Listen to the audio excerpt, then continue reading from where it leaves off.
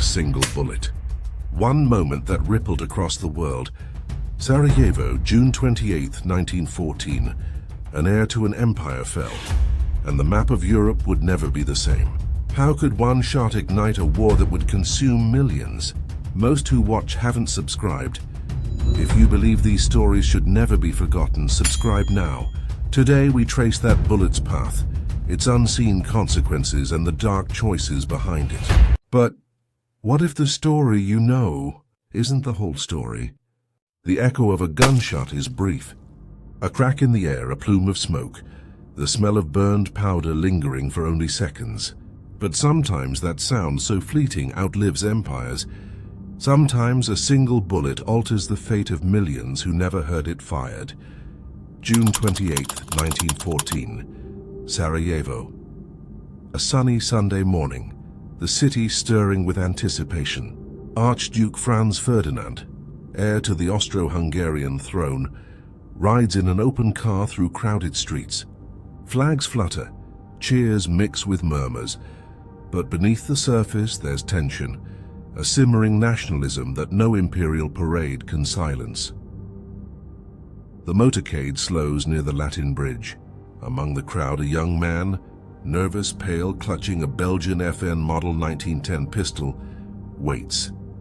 His name, Gavrilo Princip. He isn't a soldier, not yet, just a student, frail from illness, consumed by the fire of revolution. He raises the pistol. Breath quickens. 2 shots. One bullet tears into the Archduke's neck. Another strikes his wife, Sophie, in the abdomen. She collapses beside him. Within minutes, both are dead. The city falls into chaos. People scream, scatter, or freeze in disbelief. Few realize it yet, but this single act, this pair of bullets fired by a frail teenager, has set in motion the deadliest war the world has ever seen. Because in the summer of 1914, Europe was already a powder keg, alliances entangled like tripwires, militaries on hair-trigger alert, old grudges, colonial ambitions, and nationalist fervor waiting for the spark. Princip's bullet was that spark. By the end of that war, 4 empires would collapse. Millions would be dead. And the 20th century, the bloodiest in human history, would be reshaped by the chain reaction of one man's gun. So the question we're left with is haunting in its simplicity. What is the true price of a single bullet? To understand the weight of that single bullet in Sarajevo, we need to step back. Because in 1914, Europe wasn't stable. It was balancing on a knife's edge. The Archduke's assassination didn't create the war. It unlocked one already built into the continent's machinery. The late 19th and early 20th centuries were marked by rivalries sharpened like bayonets. Industrial might had turned warfare into a science. Nations boasted of their modern rifles, dreadnought battleships, machine guns, and sprawling rail networks that could deliver millions of men to the front in days. The question wasn't if a great war would come, but when. At the center of this tension stood 2 brittle empires, Austria-Hungary and the Ottoman Empire. Both were multi-ethnic, multi-religious mosaics, struggling to hold together populations that wanted self-determination. The Balkans in particular were restless. Serbia, small but ambitious, dreamed of a greater Serbia that would unite all South Slavs under its banner. To Vienna, this was an existential threat. Archduke Franz Ferdinand himself had complicated views. He wasn't beloved by all within his empire. In fact, many in the Austro-Hungarian court despised him for his modernizing streak. He opposed giving undue influence to Hungary and favored granting more autonomy to the Slavic minorities, a move that enraged Hungarian elites but terrified Serbian nationalists, who feared that if the Archduke succeeded, their dream of independence would slip away. And so nationalist groups like the Black Hand flourished in the shadows. Officially, they were secret societies. In reality, they were deeply entangled with elements of the Serbian military.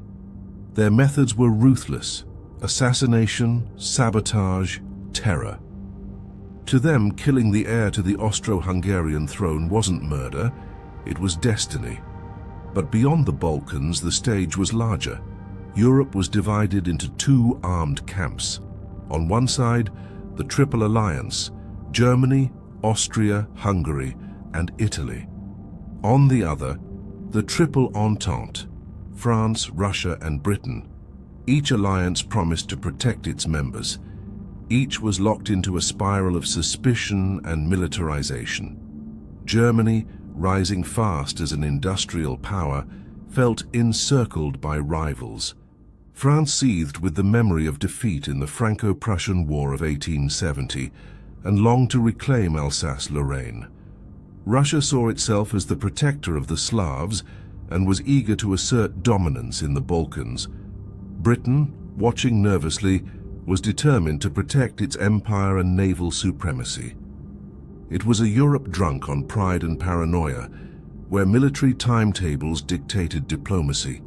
Once mobilization orders were given, they were almost impossible to reverse. The machinery of war could not be switched off, and so Sarajevo became the fault line where these pressures converged. To an outside observer, the assassination of an heir might have seemed like a regional matter. Tragic, yes, but manageable. After all, Europe had endured assassinations before without global catastrophe. In 1881, Tsar Alexander II of Russia had been killed by revolutionaries. In 1908, King Carlos I of Portugal was gunned down. Both events shook nations, but neither triggered worldwide war. Why then did Franz Ferdinand's death ignite an inferno? The answer lies in the delicate balance of alliances, the paranoia of generals, and the sheer fragility of peace in 1914. Austria-Hungary saw the assassination not just as a crime, but as a test of survival. If it failed to crush Serbia, its own restless minorities might rise up. Germany, its ally, urged firmness, offering what historians call a blank check of support. Russia, bound by Slavic kinship and its own imperial ambitions, stood ready to back Serbia. France had pledged to stand with Russia. Britain, though hesitant, was drawn in by both alliances and its duty to defend Belgium. Like dominoes lined too closely, all it took was the nudge of one bullet for the entire system to collapse. Meanwhile, the people on the streets of Sarajevo, ordinary citizens, went about their lives unaware of the catastrophe brewing beneath their feet. Shopkeepers sold bread and fruit. Children played in alleyways. Local newspapers speculated about the Archduke's visit, some curious, some resentful. Few grasped that history's fuse had already been lit, and in the conspirators' minds, the day of the visit was the day of reckoning. Gavrilo Princip was not alone. A group of young nationalists, armed and coordinated, had scattered along the motorcade's route. They were prepared to kill or die for their cause. Some carried pistols, others bombs. Their plan was reckless, their weapons unreliable, but their determination unshakable. That morning, as the Archduke's motorcade rolled into the city, the atmosphere was deceptively festive. Crowds lined the streets waving flags. Soldiers in crisp uniforms escorted the vehicles. Yet just yards away, hidden in the throngs, hands trembled on triggers. What followed would be a strange mixture of failure, chance, and fateful improvisation, a plot that seemed doomed, until one man with one pistol made history. Morning broke clear and bright over Sarajevo on June 28, 1914. The Miljacka River shimmered in the summer sun, and the cobbled streets were already filling with townspeople. It was St. Vitus's Day, an important Serbian national holiday. For some, it was a day of pride and memory. For others, a day of defiance. It was on this date, centuries earlier, that the Serbs had suffered their catastrophic defeat at the Battle of Kosovo against the Ottoman Turks. The symbolism was not lost on anyone. Archduke Franz Ferdinand, heir to the Austro-Hungarian throne, had chosen this day to visit Sarajevo with his wife Sophie. Officially, his purpose was military, overseeing imperial army maneuvers in Bosnia. Unofficially, it was a gesture of dominance. Bosnia-Herzegovina had been annexed by Austria-Hungary in 1908, an act Serbia considered theft. For Serbian nationalists, the Archduke's arrival in their midst was not a ceremonial tour. It was an insult carved into their hearts. Yet the city dressed itself in pageantry. Flags fluttered from balconies. Shopkeepers opened their doors early. Families pressed along the route of the motorcade to catch a glimpse of royalty. The Imperial Guard had done their best to present order, though in truth the security measures were astonishingly lax. Sarajevo was a provincial city.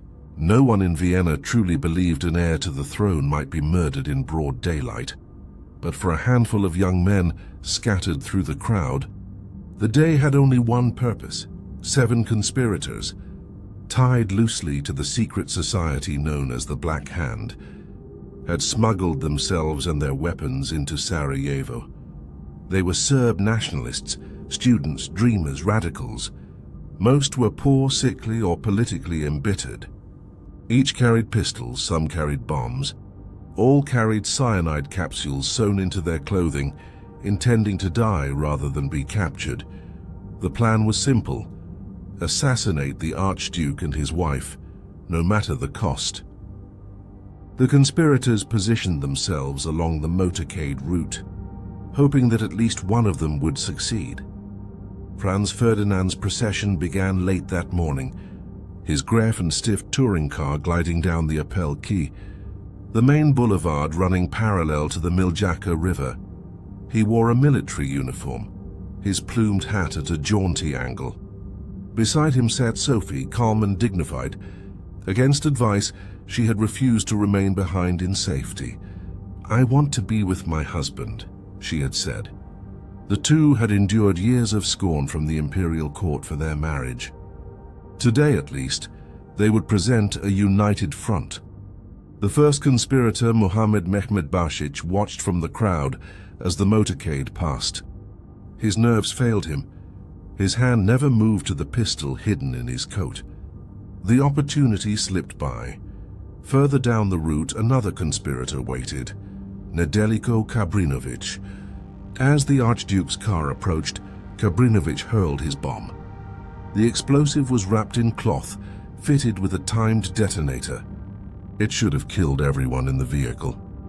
But the bomb struck the folded convertible roof, bounced backward, and rolled beneath the next car in line.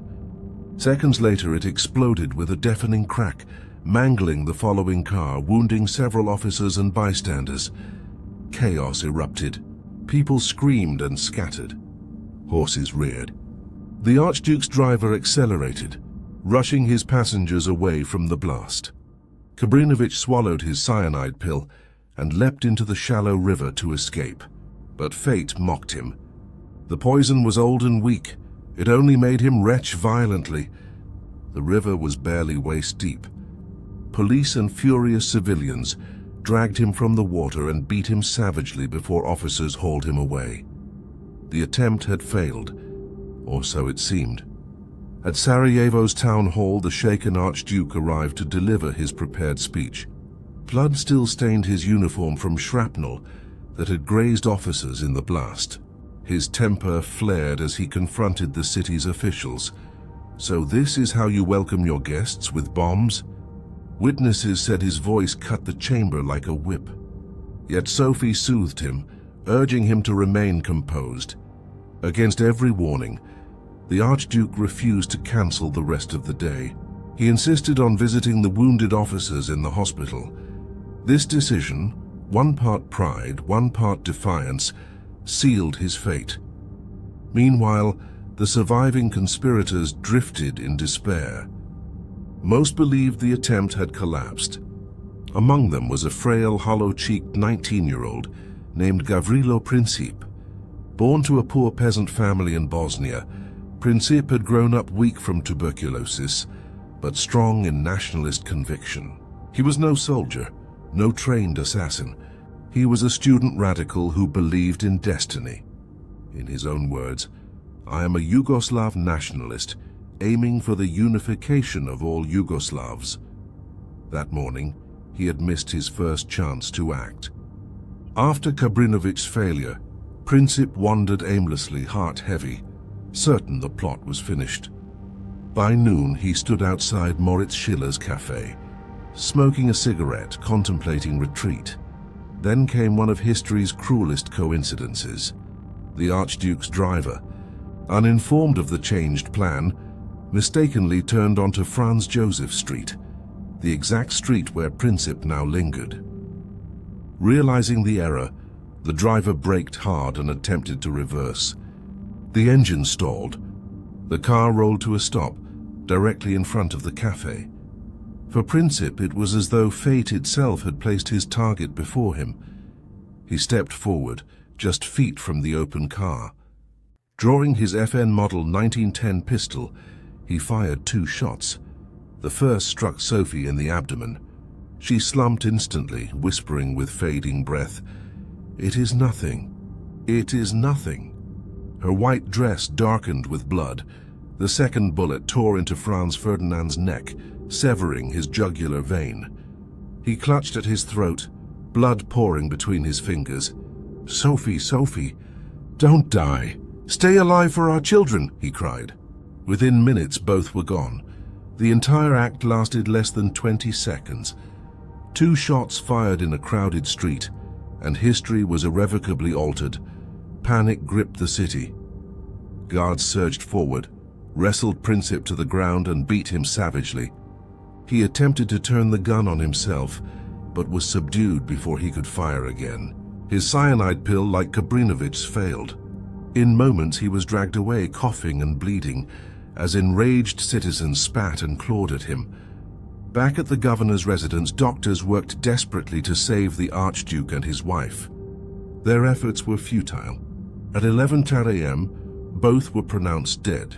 Sarajevo descended into stunned silence.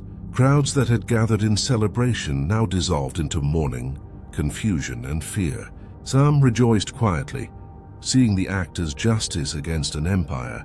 Many more trembled at what would come next.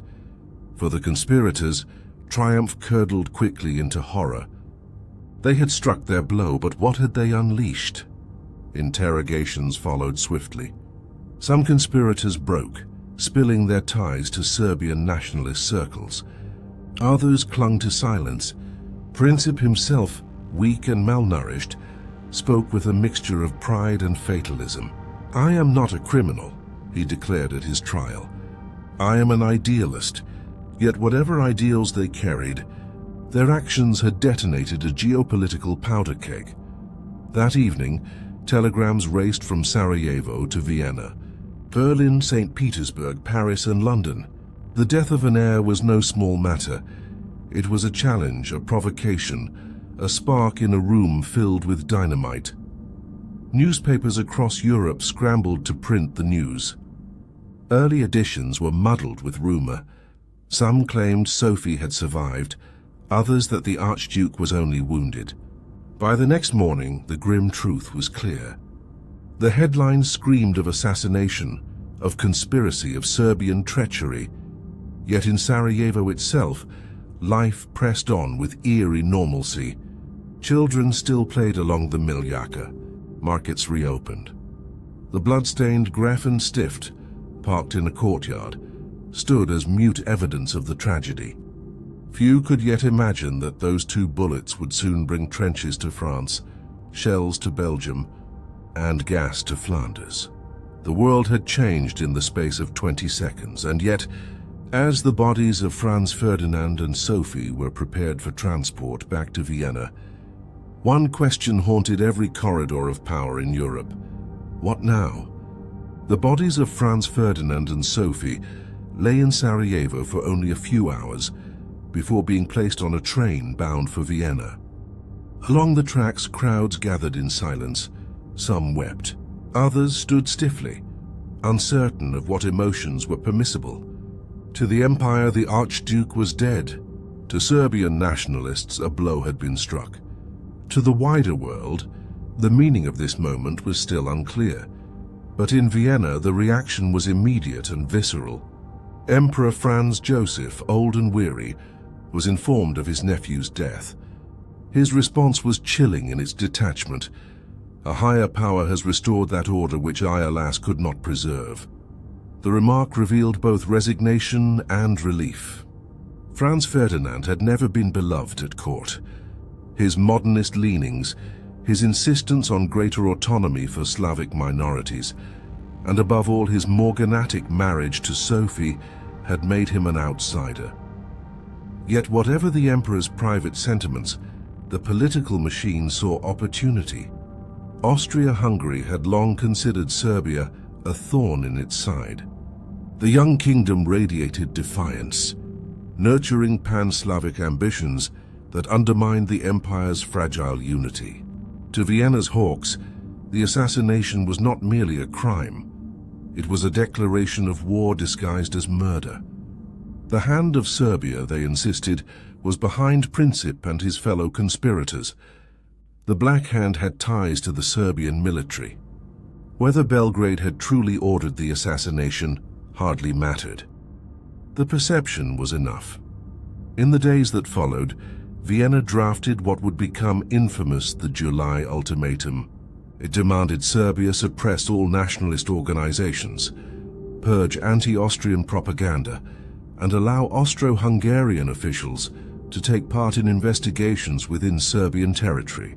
The terms were designed to be unacceptable, a provocation cloaked as diplomacy, but Austria did not move alone. Behind it stood Germany.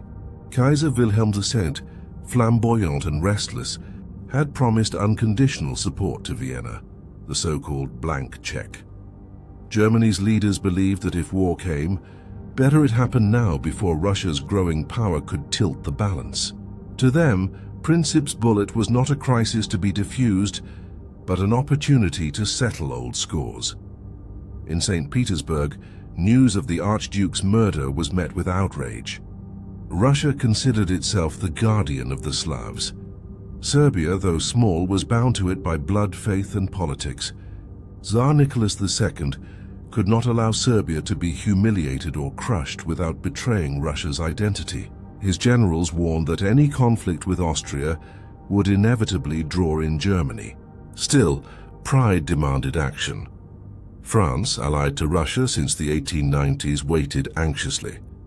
The French leadership knew that if Germany and Austria moved against Russia, Paris would be dragged in. For decades, France had seethed with the memory of 1870, when Prussia had humiliated it and stripped away Alsace-Lorraine. Many French generals spoke almost eagerly of revenge. The assassination in Sarajevo gave new fuel to old grudges. Britain was slower to stir. Its empire spanned the globe, and its foreign policy was often aloof from continental squabbles. Yet Britain had signed treaties guaranteeing Belgium's neutrality, and it watched nervously as the dominoes began to fall.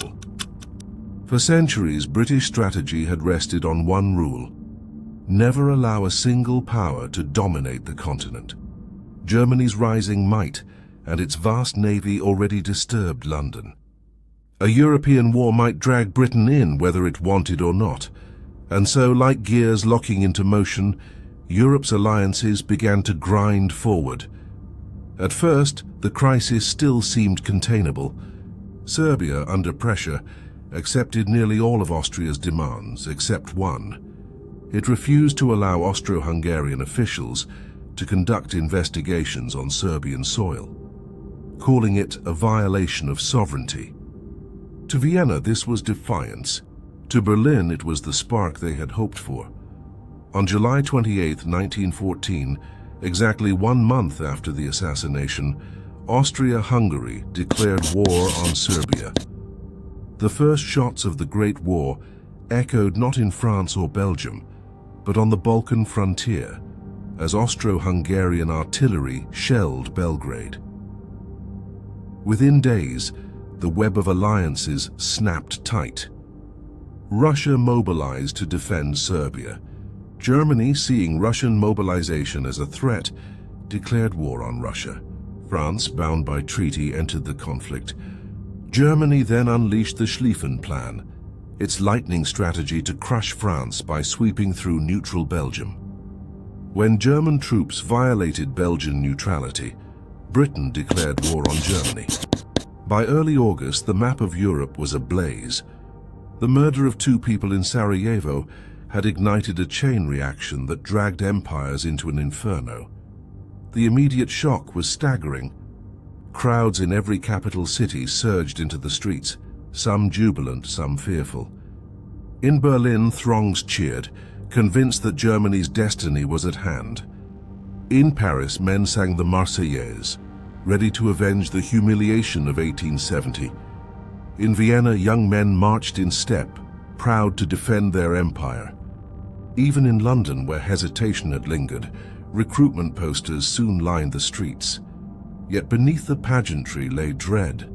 Many leaders knew what industrial war might mean. Machine guns, heavy artillery, and modern rifles had already shown their killing power in colonial conflicts. Railroads could move armies on a scale unimaginable only a generation earlier. The cost would be unlike anything Europe had endured, but once set in motion, the war could not be stopped. In a single week, 4 empires, the Austro-Hungarian, German, Russian, and Ottoman, hurtled toward their ruin. Tens of millions of men would be mobilized. By the end of the conflict, more than 16 million people would be dead.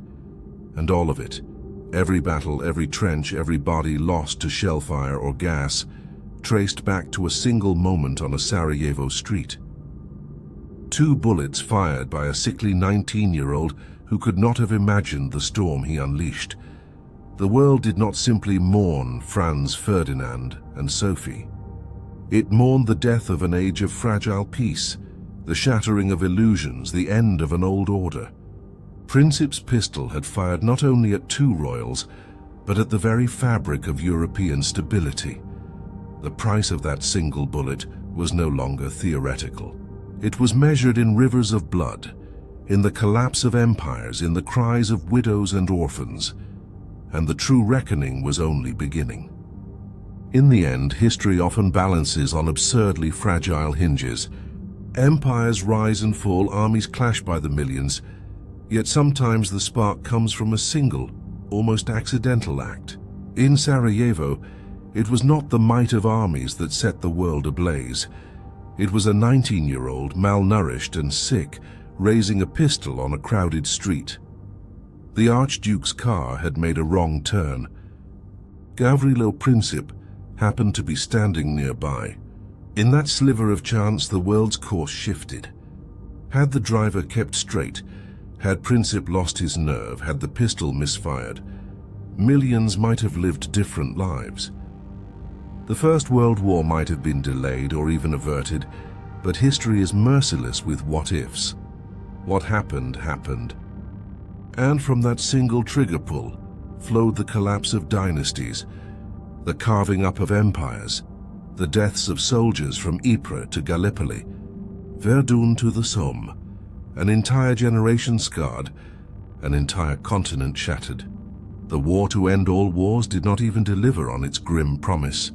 Its aftermath planted the seeds of even greater horrors: economic collapse, fascist movements, and another, even more devastating conflict a generation later. Hitler's rise, the Second World War, the Holocaust, all of these in some way sprouted from the soil of Sarajevo. That is the true price of a single bullet. Not only 2 lives ended on a summer morning in 1914, but a century rewritten. When we speak of history, we often talk of inevitabilities, of vast forces that made war unavoidable. But in moments like Sarajevo, we see something else. We see how fragile the world order really is, how it can teeter on the edge, waiting for one mistake, one accident, one man with a gun. And perhaps that is the lesson left to us. That power is not always held by generals or emperors. Sometimes it rests in the trembling hands of the unnoticed, the forgotten, the desperate. The echo of Princip's bullet did not fade in Sarajevo. It rolled across continents, across decades, It shaped the world we live in still, and as long as nations arm themselves, as long as human pride and hatred burn, the question will remain: how many futures can be stolen by a single shot? A single bullet changed the course of history, but behind every statistic, every battlefield, there were lives, families, and decisions that history almost forgot. If you believe the sacrifices, the mysteries, and the lessons of these wars must be preserved, subscribe, share, and leave a comment. Join us in remembering. Because history is not just what we read, it's what we choose to remember.